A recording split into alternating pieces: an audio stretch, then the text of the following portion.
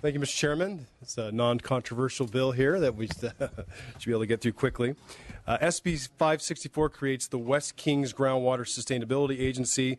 The Sustainable Groundwater Management Act requires that groundwater sustainability agencies self-identify by June 30th, 2017. At the core of SGMA is that the groundwater basins must be managed locally through the actions of local governmental agencies to the greatest extent feasible, minimizing state intervention only when absolutely necessary to ensure groundwater sustainability. This bill creates such an agency made up of the signatory entities of the Memorandum of Understanding that support this legislation. As the King Sub-Basin has been designated to be in a state of critical overdraft and must be managed under a sustainable groundwater plan by January 2020, it is urgent that the local agency responsible for implementing such a plan be set up. I will be accepting amendments addressing chaptering out issues with Senator Vidak's SB 37, which was heard earlier, as soon as procedurally possible. With that, I'm pleased to welcome Bob Reeb to provide testimony in support of the bill. All right, there's a motion by Ms. Olson and a second by Mr. Mathis. Is there witness testimony? Bob Reeb with Reeb Government Relations on behalf of the MOU group, available to answer any questions that may come up. Any other witnesses in support? Any witnesses in opposition? Seeing none. Any comments from the members? Would you like to close? Ask for an aye vote. Fantastic. Thank you. There's a motion and a second. Let's call the roll. The motion is due pass to the Committee on Local Government. Levine? Aye. Levine, aye. Gallagher? Bigelow? Aye. Bigelow, aye. Dodd? Eggman? Christina Garcia? Eduardo Garcia? Gomez? Harper? Lopez? Mathis? Yes. Mathis, aye. Nazarian? Olson? Aye. Olson, aye. Solis? Williams? Aye. Williams, aye. 5-0. 5-0. We'll keep the roll open for you. Thank you, Senator. Yeah. Senator McGuire, would you like to join us, please?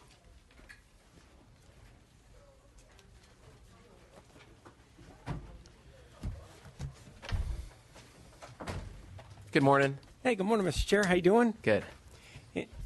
All good to go? Please, yeah. Thank you so much, Mr. Chair, and good morning, members. Thank you so much for allowing us to be able to present. Would like to be able to start out by thanking the Chair and your amazing staff for all the work on SB 1287. We would gladly accept the committee's suggested amendments. Members, I'll make this quick. This bill has received bipartisan support, 39-0 out of the state Senate. Every season, thousands of crab traps are lost off the California coast. These large traps are attached to dozens to hundreds of feet of rope, which is attached to a locator buoy. Currently, there is no regulatory program with adequate incentives to retrieve lost and abandoned Dungeness crab fishing gear that otherwise remain in the ocean. Lost and abandoned fishing gear poses a navigational hazard to boats, but it also can entangle whales. And what we know is these lost crab pots have proved to be extremely dangerous to the thousands of migratory whales that traverse up and down California's rugged coast. A record number of whales, in fact, have become entangled in lost crab traps and the lines that are attached to them off of our coast in recent years. The National Marine Fisheries Service states the number of whales entangled in fixed gear fisheries along the West Coast has increased over the last few years, reaching an all-time high last year. So last year we saw 61 whales entangled in lost or abandoned fishing gear, 57 here in California alone, 61 across the West Coast. This year we've seen 27 whales. We're actually trending higher this year than we did last. And just yesterday, a large blue whale is continuing to struggle even as we speak off the Southern California coast. I'm going to speed this up and say this is what 1287 would do. The Dungeness Crab Task Force, under the supervision of Fish and Wildlife, was supposed to enact this legislation a few years back. it never happened. So now we're here in a crisis point with record number of whales being entangled. This legislation is based off a voluntary program that's been enacted by crabbers in various ports across the coast. This program has been wildly successful. In fact, it's taken out over the last 2 seasons 1,500 lost or abandoned crab traps. The way it works is this. The crabber who retrieves the lost gear is compensated on a per trap basis. So if I'm a crabber, I find a lost trap, which is typically still attached to the buoy off of the Pacific, I will be compensated when I bring that trap back to port. The crabber who lost the trap, or frankly left it out there, has to buy back their gear that crabber brought in earlier. And then 1287 seeks to address a few broadly supported task forces. This is very, I know it's we're talking about crab traps here, but truly this is a very important issue off of our coast. So a few other cleanup items that this bill does. It allows a buoy tag fee waiver for permit holders who are unable to fish due to mandatory military service. So what we've seen is a lot of crabbers up and down the coast are active members of the military, and it's very expensive to be able to get your annual permit. So this ensures that if they leave during crab season, they don't have to pay for their permit the next year. It allows vessels to transit waters south of the Oregon border, and also clarifies the fair start provision. In addition, what's also really important after the disaster that we've seen this year with domoic acid, it allows the Department of Fish and Wildlife, in particular the director, to be able to close the season on the recreational and on the commercial side. It was really awkward this year when we had recreational open and commercial was still closed, and there was really significant concern. I'll end it with this, Mr. Chair, I promise. This is a bipartisan bill, and it also has broad support from both industry as well as the environmental community. So we have the Pacific Coast Federation of Fishermen's Association, the Sierra Club, the Golden Gate Salmon Association, Monterey Bay Aquarium, Ocean Conservancy, the Marine Mammal Center, and I just want to say thank you to Mr. Sloan, who's right next to me. He has had a really difficult year dealing with this crisis of a near full season closure. And this is the industry that has stepped forward. Time and time again, crabbers have put people, consumers, above their own personal profit. And I want to take a moment to say thank you to our hardworking men and women who are crabbers in this state, who employ well over 10,000 folks up and down the coast directly for all their work and for working with us and for bringing forward this bill as well. So I'll stop talking, Mr. Chair, and would respectfully ask for an aye vote. Great. Thank you, Senator McGuire. Any witnesses in support? Indeed. Thank you, Mr. Chair, members of the committee, and thank you, Senator, for your kind words on behalf of the crab fleet. Pretty simply, this is an industry-driven bill. We have a collection of crabbers from across the coast, collected as a Dungeness Crab Task Force, who put together this bill in consultation with the Department of Fish and Wildlife. This is a problem that crabbers want to fix, but unfortunately right now it's illegal for them to collect more than 6 traps at a time. And what this bill basically does is allow us to get out on the water after the season closes and clean up the mess. And I will say that the mess is 9 times out of 10 completely inadvertent. These traps move, currents move them, storms move them, larger ships can pick them up and drag them inadvertently. So this is a problem that we know exists, we just haven't been able to solve it ourselves. This bill gives us a tool to do that. I'll also say that crabbers are just like the rest of California's fishing fleet. We're conservationists at heart. We want to see these resources be sustainable and renewable. And this is an opportunity for us to cement the California Dungeness crab fishery as one of the most sustainable fisheries on the planet. So we support this bill, and thank you for bringing it up, Senator. Great. Thank you, Mr. Sloan. Good morning, Chair and members of the committee. I'm Genevieve Abaddon with Californians Against Waste.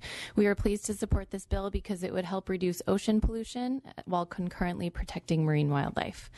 Pollution, as you probably know, is one of the biggest threats facing our oceans today. A large percentage of the estimated 8 million tons of plastic waste that enters the ocean each year is abandoned, lost, or otherwise discarded fishing gear. The detrimental impacts are numerous. I know Senator McGuire listed off a few of them.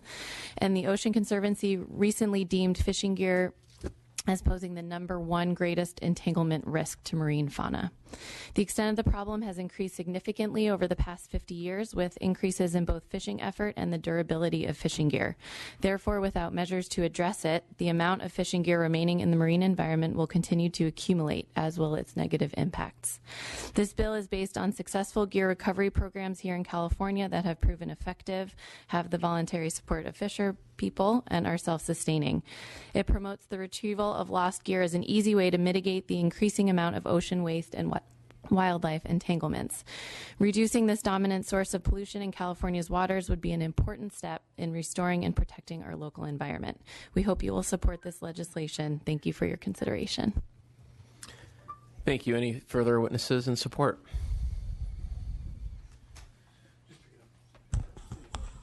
Gabrielle First on behalf of Sierra Club California in support. Any witnesses in opposition?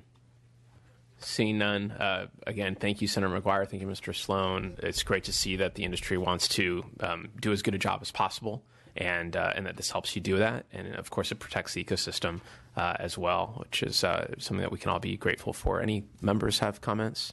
Ms. Olson. Thank you, Mr. Chair. Thank you for presenting the bill. Wasn't it the original intent of the bill to simply implement the recommendations from the Dungeness Crab Task Force? Yes, and so candidly, the reason why we took the amendment from the administration is because there was no other vehicle that was moving forward to be able to look at clarity in regards to the season closure. And this was the vehicle that was moving where we were already previously working with the department, and we need to be able to clarify who can and cannot open the season. This year we had, quite frankly, some confusion with the public. So Fish and Game Commission controls recreational. The Director of Fish and Wildlife controls the opening or closure of commercial. So what happened is we had the Fish and Game Commission that opened up recreational when all of commercial was shut down. It was very awkward for all involved, quite frankly, particularly since crabbers were saying, at least temporarily due to the domoic acid levels, it was not healthy to eat. So, in fact, Fish and Game Commission supports this move that would allow, at times of emergency, an emergency would have to be declared, to allow the Director of Fish and Wildlife to close both recreational and commercial seasons. And why weren't those amendments taken in the Senate? The department didn't fully engage until after we got out of the Senate. Okay. Candidly. Okay. So it's a pretty significant amendment, greatly expands the scope of authority for them. So you're saying it is appropriate in the second House to amend a bill significantly? I would not characterize it as a significant amendment. I would look at it as a cleanup. And this is a bill that is a direct mandate, by the way, of Fish and Game. They should have, Fish and Wildlife, they should have implemented this years ago. But no, I would not characterize this as a significant amendment. Mr. But as long as the intent's the same, cleanup amendments are okay in the second House. I believe that we hit a crisis this year. This fishery has never experienced such damage. In fact, individuals had to sell their boats. They lost their homes. They had to work odd jobs to be able to put food on the table. And what we need to be able to do is provide them with the tools they need to succeed, because I do believe that we are seeing a change in our ocean conditions. So I think this is going to help all involved. It's going to help protect consumers, to ensure safety, that we're able to close recreational and commercial all at once, and it's going to help the fleet as well to bring clarity. Okay, so last question. So as long as it's an issue of significant importance, amendments in the second House are appropriate? I believe this is an appropriate amendment. I would not clarify it as significant. Thank you for asking your question any number of ways, Ms. Olson. Mr. Williams. Well, it sounds like we're not just talking about this bill here. I want to know the backstory. So I am pleased to support this today, and I hope that if this program is successful, that we'll be looking at it elsewhere, including the Central Coast lobster fleet, because we obviously experience the same issue, not at the same scale as you do, but along the Santa Barbara and Ventura County coast. So thank you, and I'll move the bill. Thank you. Great. Is there a second? All right. Motion made by Mr. Williams, second by Ms. Lopez. Are there any further comments from the committee? Again, thank you for your work on this. So grateful for it. I see, just to get philosophical about the legislative process, we have a long legislative process. Some people feel that government doesn't move fast enough. Sometimes we can do things pretty quickly, but any time during the legislative process, if you can seize the opportunity and the moment to do something more than where you began, that's needed, you got to take it. So thank you. Thank you. And let's call the roll. Oh, did you want to close? Just want to say thank you for being a co-author as well, Mr. Chair, and appreciate all your work on this. Thank you. Great close. The motion is to pass as amended to the Committee on Appropriations. Wait, am I on the right one? Okay. Levine? Aye. Levine, aye. Gallagher? Bigelow? No. Bigelow, no. Dodd? Eggman? Christina Garcia?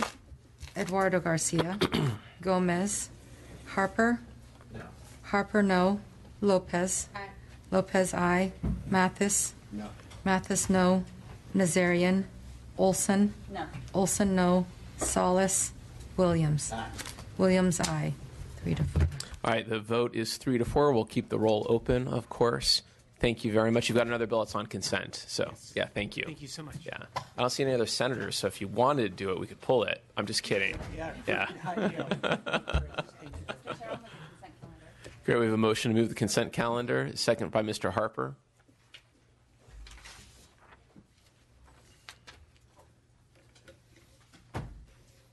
The consent calendar. Items number 2, Senate Bill 345, Berry Hill. Item number 5, Senate Bill 919, Hertzberg. Item number 6, Senate Bill 1027, Nielsen.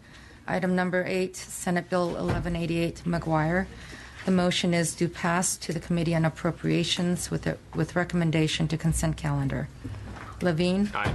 Levine, aye. Gallagher? Bigelow? Aye. Bigelow, aye. Dodd? Eggman? Christina Garcia? Eduardo Garcia? Gomez? Harper? Aye. Harper, aye. Lopez? Aye. Lopez, aye. Mathis? Aye. Mathis, aye. Nazarian? Olson? Aye. Olson, aye. Solis? Williams? 6. Consent calendar is out, or is not out, or has 6 votes. We'll, of course, keep the roll open as we collect more. And I think this is the halftime for the committee while we wait for more bill presenters to come and join us.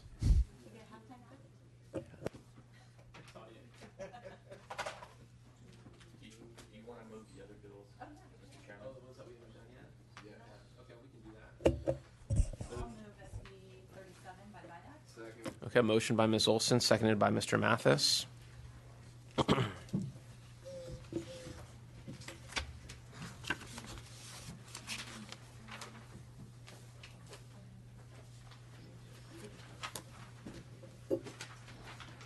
The motion is to pass to the Committee on Appropriations. Levine? Aye. Levine, aye. Gallagher? Bigelow? Aye. Bigelow, aye. Dodd? Eggman? Christina Garcia? Eduardo Garcia? Gomez? Harper? Not voting. Lopez? Aye. Lopez, aye. Mathis? Aye. Mathis, aye. Nazarian? Olson? Aye. Olson, aye. Solis? Williams?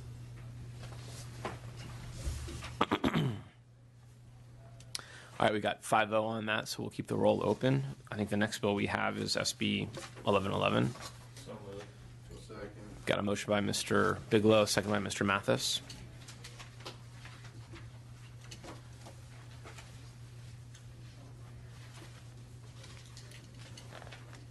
The motion is to pass as amended to the Committee on Appropriations. Levine? Aye. Levine, aye. Gallagher? Bigelow? Aye. Bigelow, aye. Dodd? Eggman? Christina Garcia? Eduardo Garcia? Gomez? Harper? Lopez? Aye. Lopez, aye. Mathis? Aye. Mathis, aye. Nazarian? Olson? Aye. Olson, aye. Solis? Williams? 5. Motion to move. That bill has 5 votes. We'll keep the roll open.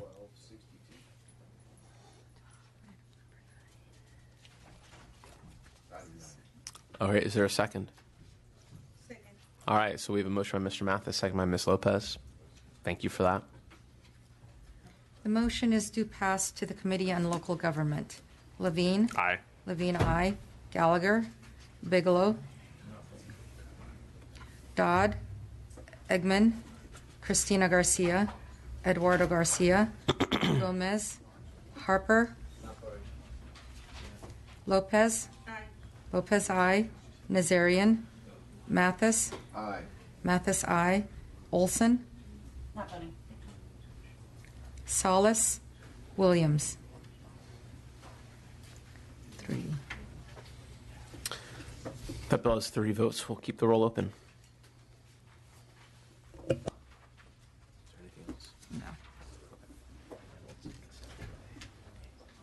Oh, we got a senator. Thank you for joining us, Mr. Lara. You've got 2 bills up today. Yes. Run up here. Welcome. Thank you. Do you want me to start with SB 1374? Whatever your pleasure is. Perfect. Thank you. Mr. Chair, members, SB 1374 proposes to establish the Lower Los Angeles River Recreation and Park District to help facilitate construction, improvement, and maintenance of parks and recreation facilities along the Lower LA River. My goal in authoring this bill is to increase access to outdoor space and parks in a region where those amenities are sorely lacking, and to accelerate our efforts to enhance and restore the Lower LA River. Members, we're all aware that one of the many benefits of impacts that parks have in our communities encourage physical activity, improving health and fitness, reducing urban heating effects and air pollution, reducing greenhouse gas emissions through trees and greenery, and providing important economic benefits.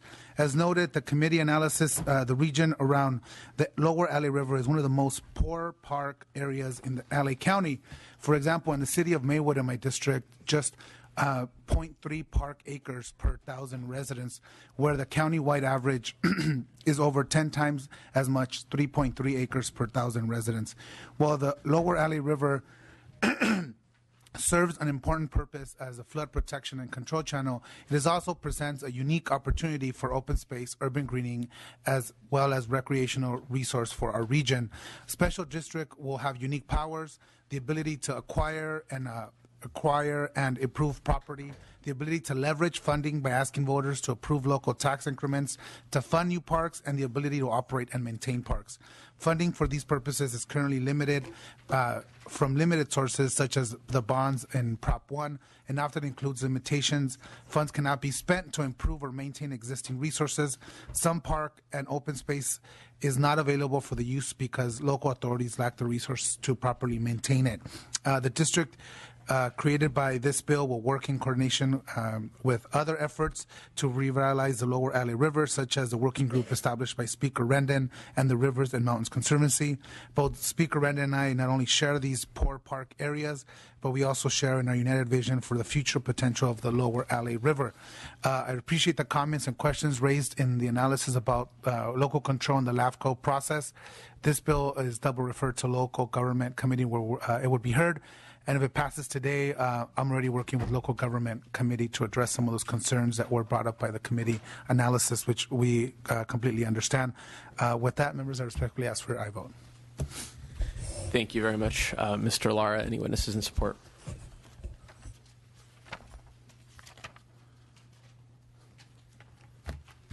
Juan Altamirano with Audubon, California, in support. Any witnesses in opposition?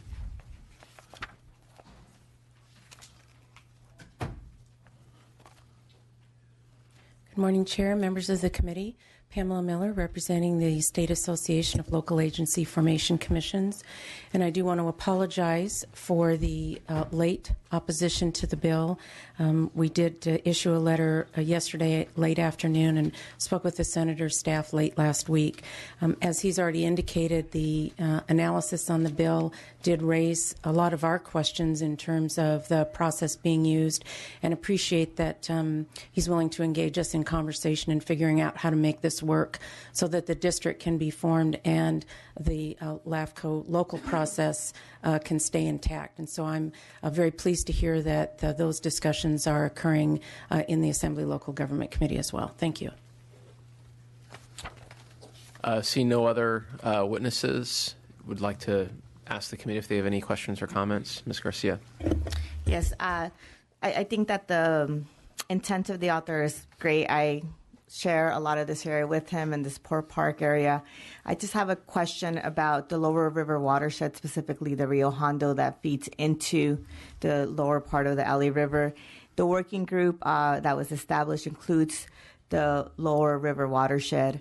And so it's a 13-mile long part of the riverbed. I want to make sure that the cities that are adjacent to that part are included or have a say at the table, since it is part of the whole system as a whole, and I just want to make sure we're looking at it holistically. It's late for amendments. I don't need amendments right now. I just commitment that we will figure something out in July to make sure that they have a spot at the table somehow without undoing your intent and making it too big of a group. I just want to make sure that they're included clearly in the language. If I may respond, Mr. Chair. Yeah, please. Absolutely. I think, have reached a compromise, and we're willing to have a conversation with you. Absolutely. What we want to make sure we have the appropriate entities have a say as well, especially if it's a tributary to or a watershed to the lower LA River, but without making it an overburdensome board. That's not going to be able to work. So we're trying to reach that compromise, but I appreciate you bringing that up to my attention. Thank you. I will move the bill. Great. Is there a second? Second. Thank you. I look forward to working with you in July. Seconded by Ms. Lopez. Any other comments or questions from the committee? Seeing none, would you like to close? Members, I respectfully ask for I vote. The lower LA River is in dire need of major maintenance and an opportunity to be able to be revitalized. Unlike the upper part of the river where we are far behind, this would give us an opportunity to allow our cities to be able to raise their own funds to be able to have a park that's river that's fully integrated. Thank you. Respectfully, after I vote. Thank you, Mr. Lara. Let's call the roll. The motion is due pass to the Committee on Local Government. Levine? Aye. Levine, aye. Gallagher? Bigelow? No. Bigelow, no. Dodd? Eggman? Christina Garcia? Aye. Christina Garcia, aye. Eduardo Garcia? Gomez? Harper? No. Harper, no. Lopez? Aye. Lopez, aye. Mathis? No. Mathis, no. Nazarian? Olson? Aye. Olson, aye. Salas? Williams? 4-3. The vote is 4-3. We'll keep the roll open. Thank you. Mr. Chair, SB 1328 provides much-needed assistance for the increased development of stormwater capture and groundwater recharge facilities, while also prioritizing their development within disadvantaged communities. As we know, groundwater, which is located in geologic formations called aquifers, is an important piece of California's water supply and is utilized for urban and rural water systems, agricultural irrigation, and industrial uses. Disruption of these natural recharge cycle of aquifers has been caused by overdrafting and by urban development that adversely impact the ability of water to percolate through the soil. These conditions have reduced groundwater levels to record depths, to record depths, impacting communities in urban and rural areas in regards to water access, quality, and affordability. Despite the ability of water bond funds, there are still significant barriers to increased implementation of stormwater projects. Access to funding is key component to increased development, as projects at various stages of development may require assistance with startup or backfill expenses. These barriers are compounded when applied to disadvantaged communities. SB 1328 would create an appropriation from the Greenhouse Gas Reduction Fund to facilitate the increased development of stormwater capture projects and groundwater recharge facilities, while also prioritizing projects in disadvantaged communities. By increasing incentives of stormwater capture infrastructure, all communities can benefit from increased resilience in local water supplies, providing better access to quality water. I respectfully ask for I vote. Thank you, Senator. Anyone in support? Thank you, Mr. Chairman and members. Michael Arnold, representing the City of Long Beach. Second by Ms.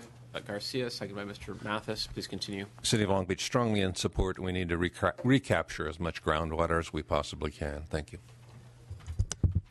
Mr. Chairman, members, Bob Reed with Reed Government Relations on behalf of the Water Replenishment District of Southern California. WRD has embarked on their Water Independence Now program, and part of this is to improve the capture of stormwater. I think, as the chairman knows, that we have been doing this now for about 40 years, but the goal is to make this replenishment program completely independent of imported water from both the Delta and the Colorado River, and within 2 years we'll be able to achieve that. But this bill is very important by relieving ourselves of needing that imported water. It will have a significant reduction in greenhouse gas emissions that are associated with pumping State Water Project and Colorado River water into the service area. Good morning, Mr. Chair and members. My name is Cindy Montañez. I am CEO of a nonprofit called Tree People, which for over 43 years we've engaged over 2.5 million people to work on issues of climate resiliency and greening our neighborhoods. Tree People is strongly in support of Senator Lara's bill, SB 1328, which would authorize the State Water Board to provide grants to public agencies to support the deployment of stormwater capture and dry runoff collections. We think that this is a really good way to, one, reduce greenhouse gas emissions by decreasing the demand of electricity needed to pump, transport, and deliver water throughout the state. And in addition to that, we do believe that creating local a more sustainable local water supply is a critical global warming mitigation strategy. By investing in stormwater capture, we are reducing energy demands associated with transporting water across the state. We're making communities more climate resilient and more water secure. We're creating local jobs. We are greening communities, and we are addressing water supply, water quality, and flood protection. So we stand in strong support, and we thank Senator Lara for being a champion on stormwater and also his leadership with disadvantaged communities. Thank you, Chair, members of the committee. Juan Altamirano with Audubon, California. I'll be very brief. SB 1328 is a straightforward, common sense bill that provides a mechanism to get projects off the ground for the benefit of people and the environment, as well as for all the other things that everybody has said here. So thank you, Senator Lara. Any witnesses in opposition or just some slow support? Slow support. Vern Gehring on behalf of the California Urban Streams Partnership, working to restore waterways in our urban communities, support the bill. Thank you. Kelly, on behalf of California League of Conservation Voters, in very strong support. We thank the author, and we request an aye vote. Thank you, guys. Any opposition? Seeing none, we'll bring it back to committee. Mr. Mathis. Senator, I just thank you for your leadership on this. We've been working to help disadvantaged communities to capture water, to do groundwater recharge. This is extremely important to my area, especially places like Eastside Porterville that we've been working on. I mean, the replenishment of groundwater is so extremely and vital to the entire water system of the state, and to be able to move forward and to tap into the greenhouse fund is great. So thank you for your efforts on this bill. Ms. Olson? Thank you, Mr. Chair. I, too, am fully supportive of what we're trying to achieve here, and particularly in terms of encouraging the State Water Board to issue grants for more stormwater capture projects. I think we're just at the front end of opportunity there. My concern is the funding source being the Greenhouse Gas Fund, particularly in light of the new auction that was about a 98% drop in revenue and the lack of certainty and stability that creates. So my question is, did you explore other potential funding sources as well, and what caused you to settle on GGRF? Well, we know that there's a direct link with greenhouse gases and CO2 with the lack of water supply in terms of the nexus between how it benefits the environment and the water. these underground water resources. The source of the funding continues to still be negotiated, as we know the Assembly and the Senate and the governor are settling on what the GGRF funds are going to be utilized for. But we feel that the nexus is so strong that this is an appropriate resource, and we do have money in there now to, like you said, to be able to at least start with these stormwater capture projects and be able to fully fund some of these is important, since we are way behind of what we see what's happening in other countries. And so we feel that the nexus is strong. We feel that this is a pot of money that would be appropriate. But again, we're still working out the negotiations between the leadership of the houses. But we need to identify a certain amount of this money to be able to do this important work. And I apologize, I don't already know the answer to this, but when you say the nexus is strong, have there been metrics provided already, or perhaps tree people will know this, on the amount of greenhouse gases that are able to be reduced through stormwater capture? Right. Well, we know that the energy intensiveness of groundwater relies on the depth of the water levels, and given that the lower the water level is, the more energy it takes to extract it. So healthy groundwater levels reduce the energy needed on site, and we know that that's a major reduction in greenhouse gases. In terms of the metrics, there has been the report, I think the survey study done by the Water Replenishment District in Southern California, the survey in 2016, that there is a net underground water shortage within their service territory, and it includes both the West Coast and Central water basins. They know that the Central Valley, as well noted, some of the areas are experiencing water levels 100 feet below historic lows. So we know if we don't do anything to recharge these aquifers, it's going to take more energy to be able to bring the water up. So we have that study, and I'm sure there's going to be other metrics to be able to quantify that. Okay, thank you. Thank you. Any other comments? Seeing none, would you like to close? Thank you. I respectfully ask for an aye vote. Thank you. Just call the roll. Motion is due pass to the Committee on Appropriations. Levine? Aye. Levine, aye. Gallagher? Bigelow? No. Bigelow, no. Dodd? Eggman? Cristina Garcia? Eduardo Garcia? Gomez? Harper? No. Harper, no. Lopez? Aye. Lopez, aye. Mathis? Aye. Mathis, aye. Nazarian? Olson? Aye. Olson, aye. Salas? Williams? Aye. Williams, aye. 5-2. All right, the vote is 5-2. We'll keep the roll open. Thank you, very Mr. much, Members. Senator. Just as we're transitioning, I want to make a note that SB 1317 has been pulled from the agenda. And Senator Block, would you like to join us? All